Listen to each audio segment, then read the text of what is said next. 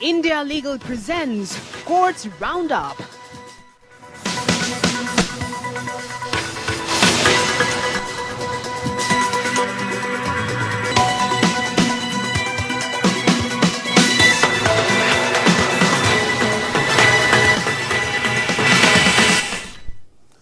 नमस्कार, आप देख रहे हैं हमारी खास पेशकश कोर्ट्स राउंडअप। मैं हूं आपके साथ अक्षय सिंह। इस बुलेटिन में अगले आधे घंटे हम आपको कोर्ट से जुड़ी तमाम छोटी बड़ी खबरों से रूबरू करवाएंगे। कोर्ट की कार्रवाई और सुप्रीम कोर्ट से लेकर हाई कोर्ट और लोअर कोर्ट्स तक के फैसलों को आपके सामने रखेंगे। लेकिन आगे बढ़ने से पहले एक नजर अभी तक की हेडलाइंस पर। 32 साल बाद अवधेश राय हत्याकांड में मुख्तार अंसारी दोषी करार। वाराणसी की एमपी एमएलए कोर्ट ने सुनाई उम्र कैद की सजा।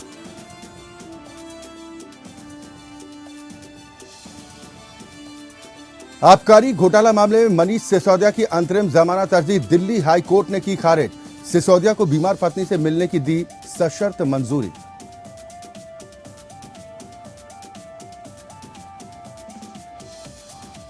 ओडिशा ट्रेन दुर्घटना पर सुप्रीम कोर्ट में जनहित याचिका दायर। सुप्रीम कोर्ट के सेवानिवृत्त जज की अध्यक्षता में जांच की मांग। रेलवे सुरक्षा मापदंडों के विश्लेषण की भी अपील।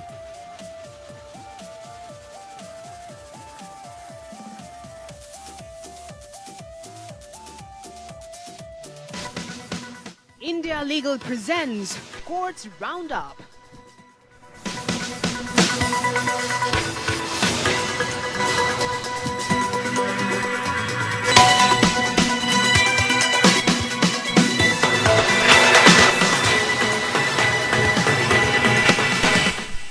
और चलिए कोर्ट्स राउंडअप में सबसे पहले बात दिल्ली के पूर्व डिप्टी सीएम मनीष सिसोदिया की। दिल्ली हाई कोर्ट से मनीष सिसोदिया को बड़ा झटका लगा है। हाई कोर्ट ने उनकी जमानत याचिका को खारिज कर दिया है। मनीष सिसोदिया ने दिल्ली हाई कोर्ट से 6 सप्ताह की अंतरिम जमानत की मांग की थी, जिसे हाई कोर्ट की ओर से खारिज कर दिया। कोर्ट ने टिप्पणी करते हुए कहा कि मनीष सिसोदिया जिस पद पर रह चुके हैं उससे इस बात की आशंका बनी रहती है कि वो गवाहों और सबूतों को प्रभावित कर सकते हैं। दिल्ली उच्च न्यायालय कथित आबकारी नीति घोटाले से जुड़े धन शोधन मामले में आम आदमी पार्टी नेता मनीष सिसोदिया की 6 सप्ताह की अंतरिम जमानत याचिका पर अपना आदेश उसने सुनाया। इस मामले में 9 मार्च को गिरफ्तार हुए सिसोदिया तिहाड़ जेल में बंद हैं। दिल्ली उच्च न्यायालय ने सिसोदिया की 6 सप्ताह की अंतरिम जमानत अर्जी पर शनिवार को ही फैसला सुरक्षित रख लिया था और एलएनजेपी अस्पताल से सिसोदिया की पत्नी सीमा के स्वास्थ्य की स्थिति पर रिपोर्ट भी मांगी थी।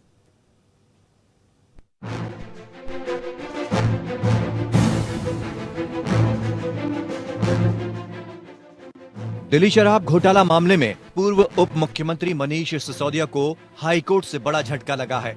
हाई कोर्ट ने मनीष सिसोदिया को अंतरिम जमानत देने से इनकार कर दिया है। 3 जून को हुई सुनवाई के दौरान कोर्ट में जज दिनेश कुमार शर्मा ने जमानत याचिका पर फैसला सुरक्षित रख लिया था, जिसको लेकर सुनवाई हुई है। वहीं दूसरी तरफ कोर्ट ने सिसोदिया को राहत देते हुए बीमार पत्नी से मिलने की मंजूरी दे दी है। कोर्ट ने कहा कि मनीष सिसोदिया को हॉस्पिटल या घर दोनों ही जगह पर जाने की इजाजत है। वो सुबह 10 बजे से शाम 5 बजे तक घर या हॉस्पिटल जा सकते हैं। कोर्ट ने कहा कि इस अवधि के दौरान याचिकाकर्ता अपने परिवार के सदस्यों को छोड़कर किसी और के साथ बातचीत नहीं करेगा। साथ ही मोबाइल नहीं दिया जाएगा, मीडिया से दूर रखा जाए। आदेश में कहा है कि दिल्ली पुलिस को ये सुनिश्चित करने का निर्देश है कि सिसोदिया जहां अपनी पत्नी से मिलने जाते हैं वहां मीडिया का जमावड़ा ना हो। वो मोबाइल फोन या इंटरनेट का भी इस्तेमाल नहीं कर सकते हैं। सिसोदिया की जमानत याचिका पर जज ने कहा, ईडी मामले में भी मनीष सिसोदिया की जमानत अर्जी खारिज कर दी गई है और कहा कि आरोप बहुत गंभीर हैं। 15 दिन की अंतरिम जमानत भी स्वीकार नहीं की जा सकती है। अदालत ने कहा कि मनीष सिसोदिया को पत्नी से सुबह 10 बजे से शाम 5 बजे तक मिलने की इजाजत है, लेकिन जहां भी वो जाएं, मीडिया का जमावड़ा ना हो। वहीं दूसरी ओर ईडी की ओर से पेश एडवोकेट जोहेब हुसैन ने इस आधार पर अंतरिम जमानत याचिका का पुरजोर विरोध किया कि सिसोदिया की पत्नी पिछले 20 वर्षों से बीमारी से पीड़ित हैं और इसी आधार पर उनके द्वारा दायर इसी तरह के आवेदन को पहले वापस ले लिया गया था। हुसैन ने ये भी कहा कि पैराग्राफ को छोड़कर अंतरिम जमानत के लिए पूरी अर्जी वही है जो पहले दायर की गई थी और कहा कि परिस्थितियों में कोई बदलाव नहीं हुआ है। उन्होंने आगे कहा कि जिस दिन सेवा मामले में सुप्रीम कोर्ट द्वारा फैसला सुनाया गया, उस दिन सतर्कता के विशेष सचिव के कार्यालय से कुछ फाइलों को अनाधिकृत रूप से हटाया गया, जिसमें उत्पाद शुल्क नीति से संबंधित कुछ दस्तावेज भी शामिल थे। इस आधार पर कोर्ट से जमानत मांग रहे मनीष सिसोदिया। दिल्ली के पूर्व डिप्टी सीएम ने अपनी बीमार पत्नी सीमा सिसोदिया की देखभाल के लिए कोर्ट से जमानत मांगी थी। इससे पहले मनीष सिसोदिया को 8 घंटे की अंतरिम बेल दी गई थी। सुबह 10 बजे से शाम 5 बजे तक मिलने की इजाजत थी, लेकिन मिलने से पहले ही तबीयत बिगड़ने पर उनकी पत्नी को अस्पताल में भर्ती करा दिया गया था। 9 मार्च को सिसोदिया को शराब घोटाला मामले में गिरफ्तार किया गया था।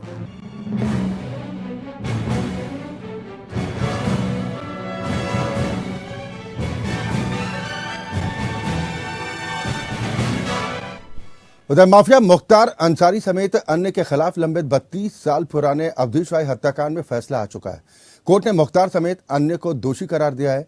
मुख्तार अंसारी को इस केस में आजीवन कारावास के साथ 1 लाख रुपए का जुर्माना भी लगाया गया। बीते 1 साल में मुख्तार अंसारी को 4 मामलों में सजा सुनाई जा चुकी है।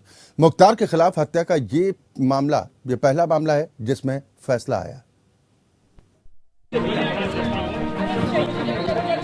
नहीं, सत्य की जीत हुई है।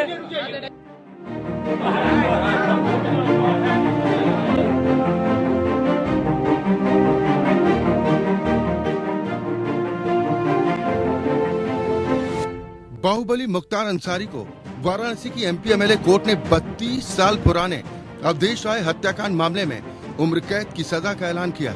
जैसे ही कोर्ट ने मुख्तार को दोषी करार दिया, उसकी बेचैनी बढ़ गई। उसके चेहरे पर तनाव देखने को मिला। टेंशन के चलते मुख्तार अंसारी ने अपना माथा पकड़ लिया। फैसले के बाद कांग्रेस नेता अजय राय ने कोर्ट के सामने माथा टेका। अजय राय के भाई अवधेश राय की वाराणसी शहर के चेतगंज में 3 अगस्त 1991 को गोली मारकर हत्या कर दी गई थी। अवधेश राय की हत्या के मामले में आरोप मुख्तार अंसारी पर लगा था। करीब 32 साल पुराने इस हत्याकांड पर वाराणसी की एमपी एमएलए कोर्ट ने अपना फैसला सुना दिया। आजीवन कारावास की सजा हुई है, 1 लाख जुर्माना हुआ है मुख्तार अंसारी को अवधेश राय हत्याकांड में। ये पहला इधर नेताजी बोले उधर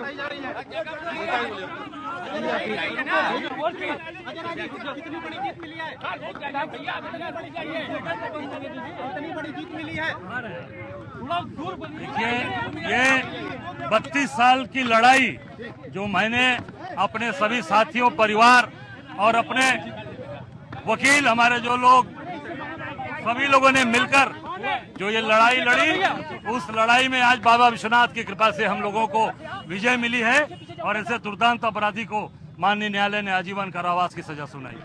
कितनी बड़ी जीत मानते हैं इसे? अरे ये आज हम लोगों के जीवन का 32 साल से जिसका इंतजार कर रहे थे, आप 32 साल के बाद ये फैसला आया है, तो अब इसका आप समझ सकते हैं कि हमारा, हम और मेरा परिवार और हमारे बड़े भाई की बिटिया अवधेश भैया की, सभी लोग बहुत ही न्यायपालिका का शुक्रगुजार हैं। सब लोग धन्यवाद दे रहे हैं। वाराणसी के चेतगंज थाना इलाके के लोहराबीर इलाके के रहने वाले कांग्रेस नेता अवधेश राय 3 अगस्त 1991 को अपने भाई अजय राय के साथ घर के बाहर खड़े थे।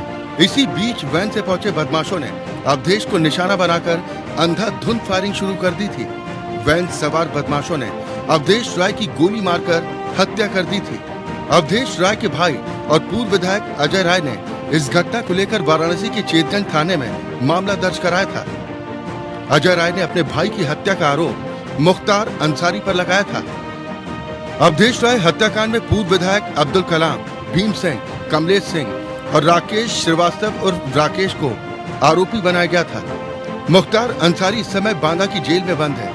भीम सिंह गैंगस्टर के केस में सजा सुनाए जाने के बाद गाजीपुर की जेल में कैद है।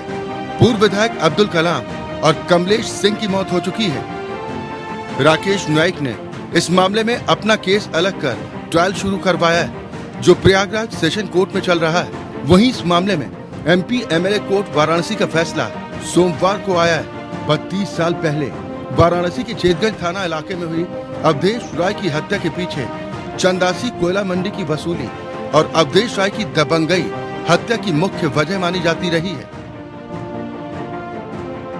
अवधेश राय ब्रजेश सिंह के करीबी थे और अपनी दबंग छवि के चलते चंदासी कोयला मंडी, जहां मुख्तार अंसारी का एक छत्र राज चलता था, उस कोयला मंडी से लेकर वाराणसी के तमाम व्यापारियों और बाजारों से मुख्तार अंसारी की वसूली में अवधेश राय अड़ंगा बन गए थे।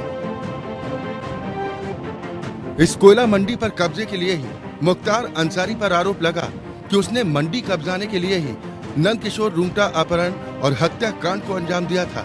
मुख्तार अंसारी की हो रही अवैध वसूली में अवधेश राय अपनी दबंगई के चलते वाराणसी के व्यापारियों में मुख्तार अंसारी से टक्कर लेने वालों में गिने जाने लगे थे। मुख्तार अंसारी के कई करीबियों को अवधेश राय ने सरे बाजार बेइज्जत भी किया था। यही वजह थी कि 3 अगस्त 1991 को दिन दहाड़े मुख्तार अंसारी ने अपने 4 अन्य साथियों के साथ मिलकर अवधेश राय की उनके घर के सामने हत्या कर दी थी। Bureau report, APN. उधर ओडिशा के बालासोर में हुए रेल हादसे को लेकर सुप्रीम कोर्ट में एक जनहित याचिका दायर की गई। इस याचिका में सुप्रीम कोर्ट के रिटायर्ड जज की अध्यक्षता में एक जांच आयोग के गठन की मांग की गई, जो 2 जून 2023 को ओडिशा ट्रेन दुर्घटना की जांच करे। याचिका में कहा गया कि आयोग 2 महीने में अपनी रिपोर्ट कोर्ट में दाखिल करे। याचिका में सुप्रीम कोर्ट के सेवानिवृत्त न्यायाधीश की अध्यक्षता में एक विशेषज्ञ आयोग का गठन करने की भी मांग है, जिसमें तकनीकी सदस्य शामिल हों जो रेलवे प्रणाली में वर्तमान जोखिम और सुरक्षा मापदंडों का विश्लेषण और समीक्षा करें और सुझाव दे सकें।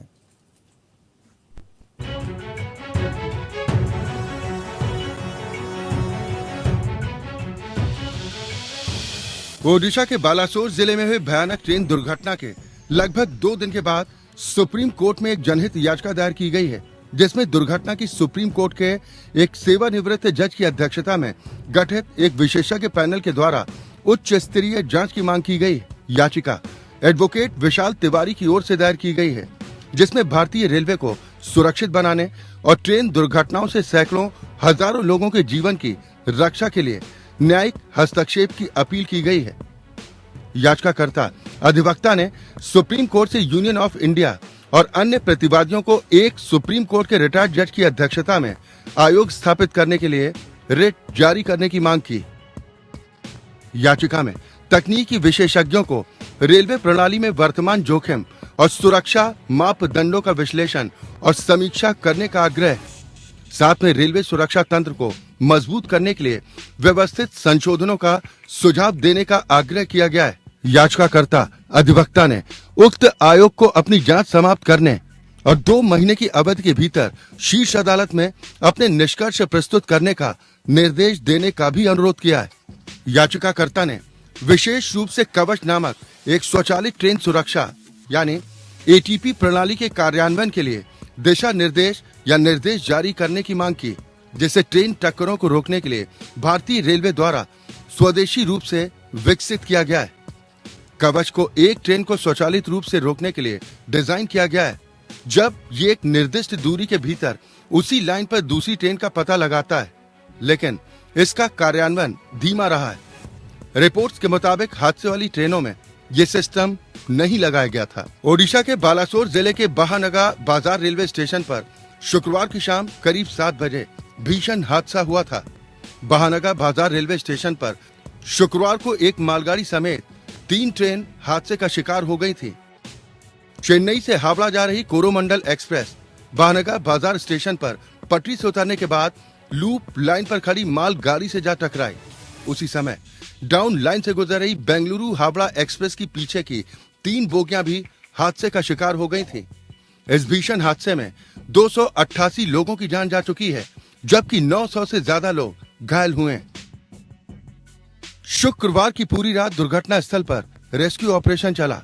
गैस कटर से दुर्घटनाग्रस्त बोगियों को काटकर उनमें फंसे यात्रियों को निकाला गया। रेल मंत्री अश्वनी वैष्णव ने हादसे की उच्च स्तरीय जांच के आदेश दे दिए थे। हादसे को लेकर रेल मंत्री अश्वनी वैष्णव ने कहा है कि कारण का पता चल गया है। उन्होंने कहा कि हादसे की वजह इंटरलॉकिंग की समस्या रही। Bureau report, APN. Supreme court ने एक विशेष सुनवाई में इलाहाबाद हाईकोर्ट की ओर से पारित एक आदेश पर रोक लगा दी, जिसमें लखनऊ यूनिवर्सिटी के ज्योतिष विभाग के प्रमुख को यह निर्धारित करने का निर्देश दिया गया था कि कथित बलात्कार पीड़िता उसकी कुंडली की जांच के अनुसार मांगलिक है या नहीं। हाईकोर्ट के आदेश पर रोक लगाते हुए सुप्रीम कोर्ट ने स्पष्ट किया कि हाईकोर्ट जमानत अर्जी पर गुण दोष के आधार पर विचार कर सकता है।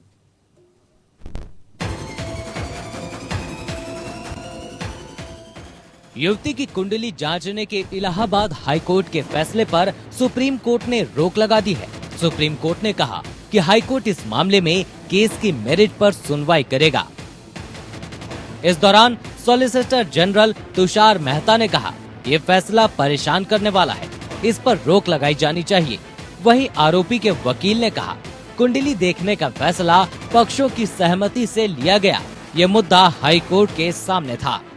सुप्रीम कोर्ट ने इलाहाबाद हाई कोर्ट के उस आदेश का स्वतः संज्ञान लिया है जिसमें हाई कोर्ट ने लखनऊ विश्वविद्यालय के ज्योतिष विभाग के हेड को एक महिला की कुंडली की जांच करने का निर्देश दिया गया था ताकि ये पता लगाया जा सके कि वो लड़की मांगलिक है या नहीं। इलाहाबाद हाई कोर्ट ने 23 मई को रेप पीड़िता की कुंडली जांचने का आदेश दिया था। ये आदेश हाई कोर्ट ने रेप के आरोपी इलाहाबाद विश्वविद्यालय के प्रोफेसर की जमानत अर्जी पर सुनवाई करते हुए दिया था। हाई कोर्ट के समक्ष पीड़िता ने तर्क दिया कि आरोपी ने उससे शादी करने का झूठा वादा करके उसके साथ यौन संबंध बनाए और उसका उससे शादी करने का कभी इरादा नहीं था। इसके विपरीत अभियुक्त ने प्रस्तुत किया कि अभियुक्त और पीड़िता के बीच विवाह संपन्न नहीं हो सका क्योंकि पीड़िता एक मांगलिक है। इस आरोप का खंडन करते हुए पीड़िता के वकील ने कहा कि वो मंगल दोष से पीड़ित नहीं है। इसके बाद हाई कोर्ट ने लखनऊ विश्वविद्यालय के ज्योतिष कुंडली विभाग को आदेश दिया था कि वो 1 सप्ताह के भीतर पीड़ित युवती की कुंडली को जांच करके बताए कि वो मांगलिक है या नहीं। पीड़िता की कुंडली सील बंद लिफाफे में मांगी गई है। दरअसल इलाहाबाद विश्वविद्यालय के एक प्रोफेसर रेप के आरोप में जेल में बंद है। आरोपी शिक्षक ने अपनी जमानत के लिए हाई कोर्ट में अर्जी लगाई थी, जिस पर सुनवाई के दौरान आरोपी ने अपने वकील के माध्यम से कहा कि पीड़िता मांगलिक है, इसीलिए वो उससे शादी नहीं कर सकता। हाई कोर्ट ने कहा कि पीड़िता मांगलिक है या नहीं, ये जांच के बाद पता चलेगा। हाई कोर्ट ने लखनऊ विश्वविद्यालय के ज्योतिष विभाग को पीड़िता की कुंडली देखने का आदेश दिया है और इसकी रिपोर्ट 1 सप्ताह के भीतर उपलब्ध कराने को कहा है। पीड़िता की कुंडली सील बंद लिफाफे में मांगी गई है। हाई कोर्ट के आदेश पर रोक लगाते हुए सुप्रीम कोर्ट ने स्पष्ट किया कि हाई कोर्ट जमानत अर्जी पर गुण दोष के आधार पर विचार कर सकता है। सुप्रीम कोर्ट ने शिकायतकर्ता, आरोपी और यूपी सरकार को नोटिस जारी किया। अदालत ने कहा कि हमें समझ नहीं आया कि हाई कोर्ट मामले में ज्योतिष में क्यों घुसा। जस्टिस सुधांशु धूलिया और जस्टिस पंकज मित्तल की बेंच ने फैसला दिया। उधर कलकत्ता हाईकोर्ट ने एक स्कूल शिक्षक के खिलाफ आपराधिक कार्यवाही को रद्द कर दिया है, जिस पर फेसबुक पर की गई टिप्पणियों के माध्यम से सांप्रदायिक घृणा और हिंसा फैलाने का आरोप लगाया गया था। अदालत ने फैसले में कहा कि किसी अन्य व्यक्ति की ओर से सोशल मीडिया पर टिप्पणियों में टैग किया जाना आवश्यक रूप से टैग किए जा रहे व्यक्ति पर कोई दायित्व या जिम्मेदारी नहीं डालता। जस्टिस अनन्या बंदोपाध्याय की एकल न्यायाधीश पीठ ने देखा कि याचिकाकर्ता को कथित रूप से एक अन्य सह आरोपी की ओर से अपलोड किए गए फेसबुक पोस्ट में टैग किया गया लगता है। केस डायरी के दस्तावेजों में फेसबुक पोस्ट पर याचिकाकर्ता की किसी भी टिप्पणी का खुलासा नहीं किया गया है, जिससे विभिन्न समुदायों के बीच धार्मिक घृणा को बढ़ावा मिले। याचिकाकर्ता के खिलाफ कथित अपराधों में सीधे तौर पर शामिल होने के आरोप केस रिकॉर्ड में उसे आरोपित करने के लिए पर्याप्त नहीं है। शिकायतकर्ता की ओर से 6 मई 2021 को दायर की गई शिकायत के आधार पर फेसबुक पर टिप्पणियों के माध्यम से समाज के लोगों के बीच सांप्रदायिक घृणा और हिंसा फैलाने के आरोप के आधार पर याचिकाकर्ता और अन्य व्यक्तियों के खिलाफ मामला दर्ज किया गया था। याचिकाकर्ता ने कार्रवाई रद्द करने के लिए हाईकोर्ट का दरवाजा खटखटाया। ये तर्क दिया गया कि कथित सोशल मीडिया पोस्ट किसी अन्य व्यक्ति की ओर से अपलोड की गई थी और याचिकाकर्ता को केवल पोस्ट में टैग किया गया था, जिसके कारण ये उसकी फेसबुक प्रोफाइल पर दिखाई दे रही थी। राज्य की ओर से पेश वकील ने कहा कि याचिकाकर्ता को फंसाने के लिए रिकॉर्ड पर मौजूद सामग्री और इसकी संलिप्तता को परीक्षण की प्रक्रिया के माध्यम से साबित किया जाएगा और समय से पहले कार्रवाई को रद्द नहीं किया जाना चाहिए। अदालत ने टिप्पणियों के साथ याचिकाकर्ता के खिलाफ आईपीसी की धारा 504, 505, 506 और 120B के तहत कार्रवाई को रद्द कर दिया है। कर्नाटक हाईकोर्ट ने स्पष्ट किया है कि किसी व्यक्ति की संरक्षिता या फिर नाबालिग की कस्टडी या फिर उस तक पहुंच के संबंध में कार्यवाही फैमिली कोर्ट के समक्ष दायर की जानी चाहिए और इसे जिला अदालत या फिर किसी अधीनस्थ सिविल कोर्ट के समक्ष दायर नहीं किया जा सकता। खंडपीठ ने सीपीसी के आदेश 7 नियम 11 के तहत दायर आवेदन को खारिज करने के निचली अदालत के आदेश पर सवाल उठाने वाली एक पुनरीक्षण याचिका की अनुमति देते हुए यह अवलोकन किया, जिसमें क्षेत्राधिकार के अभाव में गार्जियन एंड वार्ड 1890 के तहत नाबालिग की कस्टडी की मांग वाली याचिका को खारिज करने की प्रार्थना की गई थी। याचिकाकर्ताओं ने दलील दी कि नाबालिग बच्चे उनके साथ रह रहे हैं और अरेहल्ली में पढ़ रहे हैं और इसलिए वहां की फैमिली कोर्ट के पास संरक्षिता याचिका पर विचार करने का अधिकार है। हालांकि प्रतिवादियों ने तर्क दिया कि गार्जियंस और वार्ड अधिनियम की धारा 9 के मद्देनजर जिला अदालत के समक्ष याचिका दायर की गई है। प्रावधान ये निर्धारित करता है कि यदि आवेदन नाबालिग व्यक्ति की संरक्षकता के संबंध में है तो इसे उस जिला न्यायालय के समक्ष दायर किया जाएगा जहां पर नाबालिग आमतौर पर रहता है। पीठ ने फैमिली कोर्ट एक्ट की धारा 8 का उल्लेख किया है और कहा कि धारा 7 उपधारा 1 में निर्दिष्ट कोई भी जिला अदालत या फिर कोई अधीनस्थ दीवानी अदालत किसी भी मुकदमे के संबंध में अधिकार क्षेत्र का प्रयोग नहीं करेगी या उस सब सेक्शन के स्पष्टीकरण में निर्दिष्ट प्रकृति की कार्रवाई नहीं करेगी। इस प्रकार ये माना गया ये विवाद में नहीं है कि नाबालिग के संबंध में अभिभावक की नियुक्ति के लिए न्यायालय से प्रार्थना करते हुए वर्तमान याचिका दायर की गई। याचिका को स्वीकार करते हुए बेंच ने ट्रायल कोर्ट के आदेश को अब रद्द कर दिया है।